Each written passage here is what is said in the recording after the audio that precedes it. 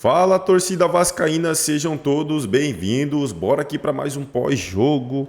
Vascão meteu uma goleada histórica no São Paulo. Que vitória magnífica hoje. O time jogou, que é uma beleza, né? Vamos aqui com comentários do programa Sport Center, já deixando os créditos aos canais da ESPN Brasil.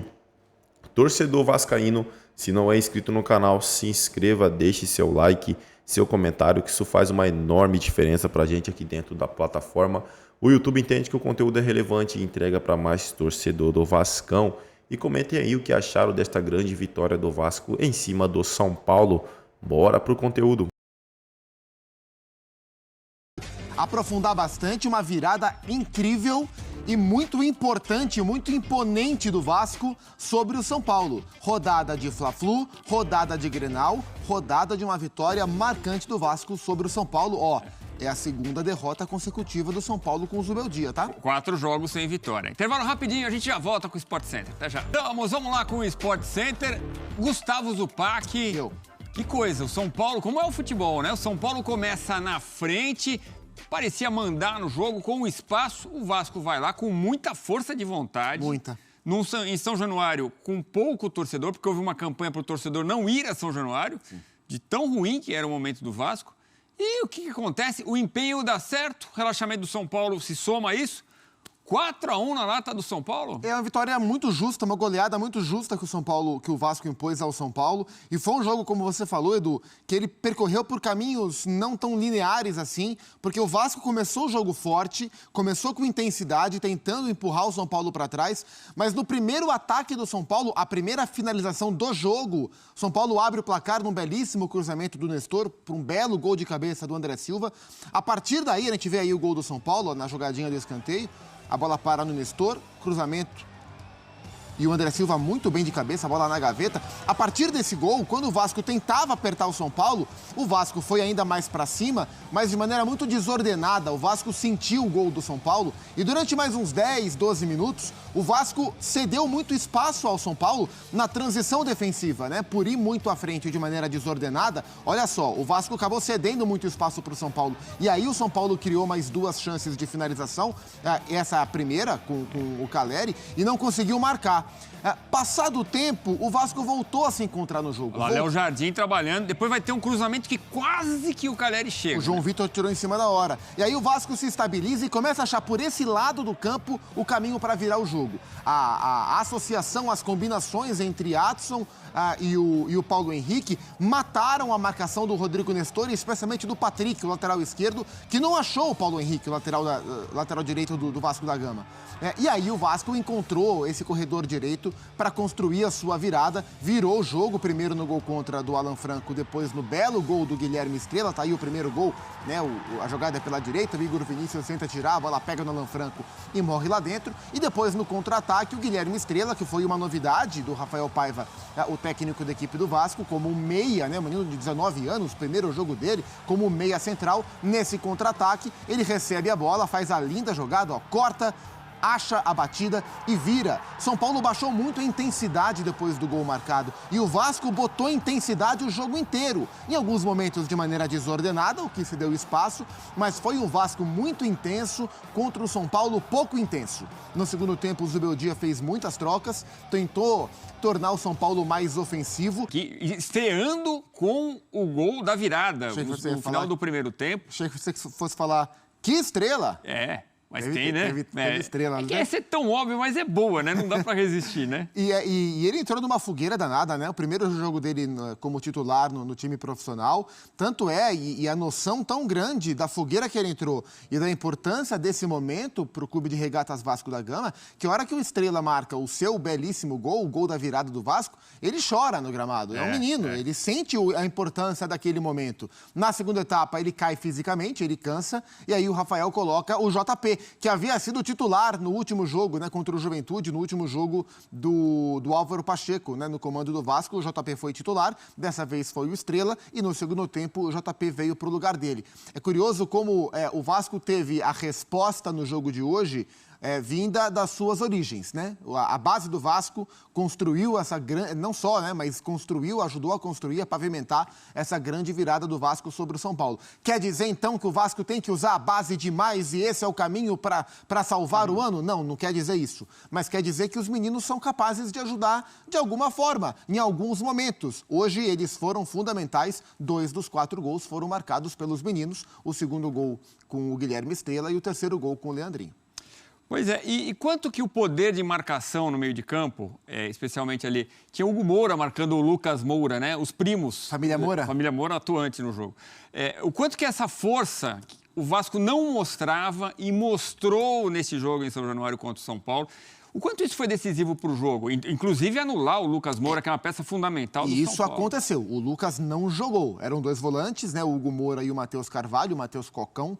Especialmente o Hugo Moura pegando mais individualmente o Lucas, mas o Matheus também fechando o setor. E essa foi uma troca que o Rafael fez para o jogo de hoje. A gente via nas últimas partidas o Galdames jogando bastante pela equipe do Vasco, o menino que veio com destaque do futebol italiano. O Sforza. O Sforza também, né? O Galdames vinha como titular nas últimas rodadas. Ele tem qualidade para jogar, mas não mantinha a pegada. O Vasco era um time muito frágil defensivamente, permitia bastante. Hoje não. Assim, em dado momento, no instante do gol do São Paulo e nos minutos que sucederam o gol do André Silva, não na marcação, na hora que o time estava posicionado, mas na hora que o Vasco tentava agredir e perdia essa bola, a chamada transição defensiva, as costas dos volantes, do Hugo Moura e do Matheus, ficaram bastante largas, né, entre as costas dos volantes e a linha defensiva, onde o São Paulo teve espaço para atacar. Mas depois isso foi encaixado. E a marcação por si só da dupla de volantes contra o Lucas, na faixa central do campo, essa marcação tirou o Lucas do jogo. O Lucas não pegou na bola na partida. E é um São Paulo que já estava sem o Luciano, sequer no banco de reservas, que é uma fonte de criação que o São Paulo tem, de pensar um pouco o jogo. O Lucas, que é o grande articulador, né? Embora não seja um meia pensador, mas ele ajuda muito a articular o São Paulo. Então o São Paulo tinha menos pensamento no jogo, menos cérebro pensante em campo, né? Os recursos para o São Paulo tentar a vitória eram outros. Com o Lucas anulado, com o ótimo trabalho que os volantes do Vasco fizeram nesse quesito, isso ajudou ao Vasco encontrar caminhos para sobressair contra o São Paulo. O jogo pelos lados do São Paulo não funcionou. No primeiro tempo, com o Galopo caindo pela direita e o Nestor pela esquerda, depois vem o Michel, porque o Nestor se machuca. No segundo tempo, com o Rato entrando pela direita, com o Galopo como segundo volante, depois o Ferreirinha aberto pela esquerda, o jogo pelos lados não funcionou. E eu queria destacar negativamente, de novo, o Galopo. Mais um jogo do Galopo como titular, mais um jogo ruim do Galopo pelo São Paulo. Eu gosto do jogador e ele, quando vinha do banco, ajudava bastante. E acho que ele mereceu as oportunidades que teve como titular, especialmente depois da lesão do Pablo Maia, da convocação do Bobadilha, hoje o Alisson suspenso, natural que ele jogasse. Mas como titular, o Galopo ainda não conseguiu entregar o que ele entregou em jogos em que ele veio do banco. Você falou do Alisson, precisamos falar sobre a ausência do Alisson, quanto isso pesou, né? Mas antes, deixa eu lembrar a classificação. São Paulo, 8º colocado no Campeonato Brasileiro, com 15 pontos. O Vasco sai da zona do rebaixamento, vai à 15ª posição com 10 pontos ganhos. Quer dizer, deixa a zona do rebaixamento, dá uma respirada espetacular. Mas eu te pergunto, Zupac, é uma vitória para virar a página? Será que essa virada sensacional é suficiente para afastar a crise? Eu diria que não, e diria que não dá para ter convicção sobre isso, assim. Não dá para pegar o jogo de hoje e afirmar, não, agora o Vasco encontrou o caminho, deixou uma fase para trás. Porque, Edu, é um campeonato muito difícil, é um campeonato muito equilibrado, um campeonato onde o Vasco, que é um dos piores times da competição... E teve lei do ex, hein? Teve lei do ex do David, né? É um campeonato em que o Vasco pode ganhar do São Paulo tranquilamente. É um campeonato em que o Criciúma pode ganhar do Botafogo. Amanhã, eu até acho que não vai acontecer, mas o Corinthians pode ganhar do Atlético Paranaense. Essas coisas acontecem. O Fluminense pode ganhar do Flamengo? Pode, também não acho que vai. Pode ganhar do líder. Então, assim, é um campeonato muito equilibrado, né? Olhando, assim, antes do jogo começar, a chance do Vasco ganhar do São Paulo, para a maioria das pessoas... Era de uns 30%. Era. Né?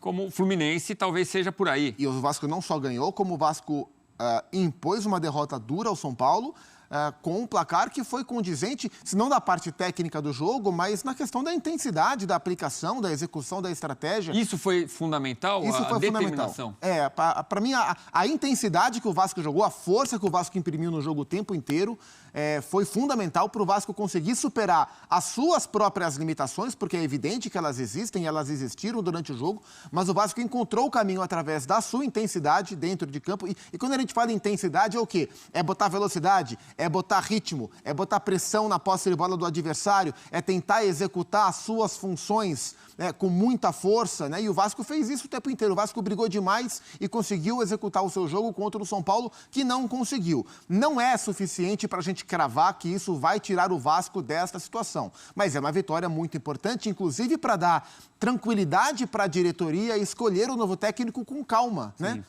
Dá para deixar o Rafael Paiva um pouco mais. Se tivesse perdido, haveria um desespero muito maior. Olha, precisamos de um técnico para a segunda. A vitória dá um pouco de calma para que essa decisão, que é importante que seja tomada de maneira rápida, mas mais importante ainda é que seja tomada de maneira certa, né? De maneira racional. E a vitória de hoje dá um pouco mais, né, de tranquilidade para o Pedrinho tomar a decisão. Próximo jogo, Arena Fonte Nova. É isso aí, torcida vascaína. Cara, não tem essa. Não tem essa de será que vai conseguir o Vasco. Os jogadores vascaínos ali já... Cara, esse jogo demonstrou que ali tem jogador capaz ali de decidir partida. Então, assim, agora que tem que ficar de olho mesmo no Vasco, dar uma pressãozinha ali, porque os caras demonstraram em campo hoje que pode sim vencer as partidas e brigar lá em cima no campeonato. O São Paulo não é nenhum bobinho, como eu falei no outro vídeo. São Paulo, até umas rodadas atrás, estava brigando lá em cima. Então hoje o Vasco demonstrou que pode muito bem sair dessa situação que vem vivendo com a qualidade do time que tem agora. Já pensou com o Felipe Coutinho ali, esses meninos da base jogando bola, porque é a primeira vez, cara, sinceramente, que eu vejo eles dando confiança para um jogador da base. Pode ser que tenha até uma joia ali, cara, que pode brilhar com a camisa vascaína e o clube não olha para a base, cara. Não olha para a base. Então, assim, hoje o Vasco demonstrou que pode muito bem sair da situação que está, só que é estudar, cara, estudar a partida, ver na onde acertou, porque acertou em alguma coisa hoje que deu certo, que não deu nem chances ao São Paulo, saiu atrás. Para mim, já me preocupei por questão de confiança dos jogadores, mas mesmo assim foi para cima e conseguiu virar a partida em grande estilo. É isso aí, torcedor vascaíno, agradeço pela companhia e até o próximo conteúdo.